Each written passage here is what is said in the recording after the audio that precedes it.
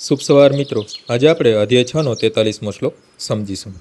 તત્ર તમ બુદ્ધિ સંયોગમ લભતે પૂર્વદેહિકમ યત તે ચ તતો ભૂયઃ સંસિદ્ધો કુરુનંદન.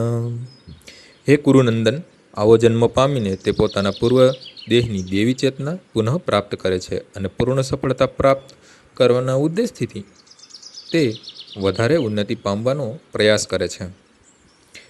ઉત્તમ બ્રાહ્મણ કુળમાં ત્રીજો જન્મ પામનાર રાજા ભરત પૂર્વની દિવ્ય ચેતનાની પુનઃ પ્રાપ્તિ માટેના ઉત્તમ જન્મનું ઉદાહરણ છે. રાજા ભરત સમગ્ર વિશ્વના સમ્રાટ હતા અને તે સમયથી જ આ ગ્રહને દેવો ભારત વર્ષ નામે જાણે છે. પહેલાં તે ઇલાવૃત વર્ષ નામે પ્રસિદ્ધ હતો.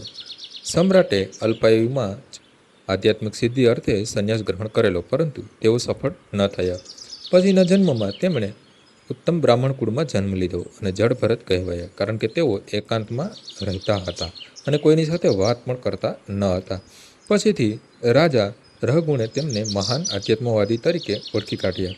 તેમને જીવનકથામાંથી એવો બોધ મળે છે કે દિવ્ય પ્રયાસ અથવા યોગાભ્યાસ કદાપી વ્યર્થ જતો નથી. ભગવત કૃપાથી યોગીને કૃષ્ણ ભાવના મૃતમાં પૂર્ણ સિદ્ધિ પ્રાપ્ત કરવાનો સુયોગ વારંવાર મળતો રહે છે.